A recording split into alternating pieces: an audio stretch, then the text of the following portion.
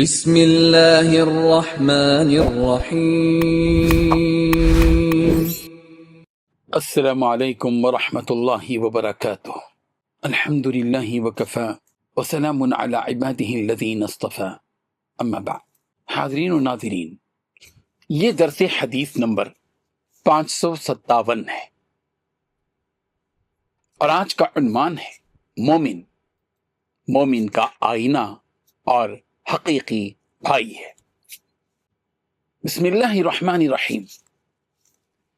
عن ابی ہریرہ رضی اللہ عنہ قال قال رسول اللہ صلی اللہ علیہ وسلم المؤمن مرأة المؤمن والمؤمن اخو المؤمن یکف علیہ ضیعته ویحوطه من ورائه، رواہ ابو داود۔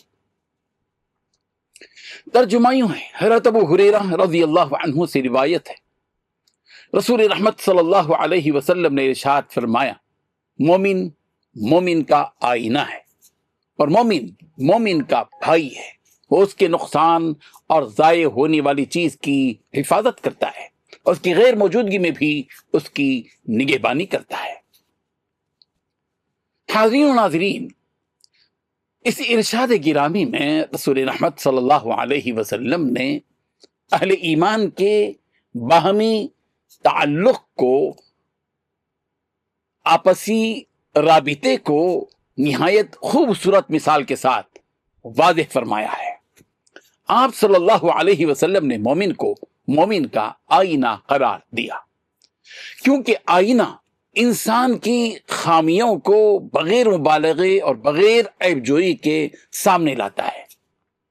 اسی طرح ایک سچا مومن اپنے بھائی کی اصلاح خیرخواہی، محبت اور اخلاص کے ساتھ کرتا ہے، نہ کہ اسے رسوا کرنے یا اس کی عزت مجروح کرنے کے لیے۔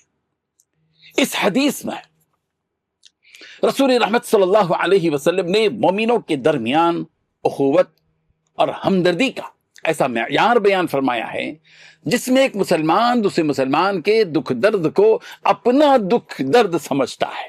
وہ اپنے بھائی کے مال، عزت، جان اور حقوق کی حفاظت کرتا ہے اور اس کی عدم موجودگی میں، جبکہ وہ سامنے نہ ہو، اس کے مفاد کا، اس کے فائدے کا، اس کے نفع کا خیال رکھتا ہے۔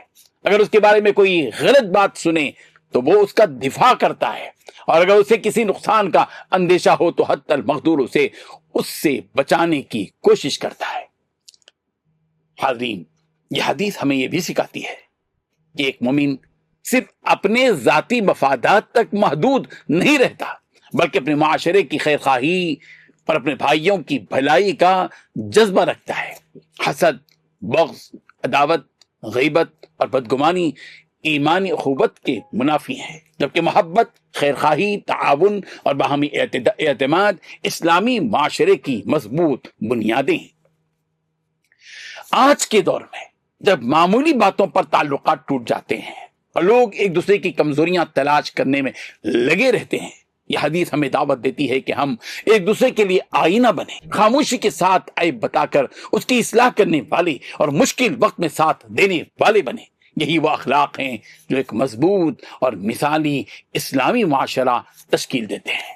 اللہ تعالی ہمیں حقیقی ایمانی اخوت، باہمی محبت اور خیرخواہی کرنے والا بنا دے، آمین۔ وآخر دعوانا ان الحمد للہ رب العالمین۔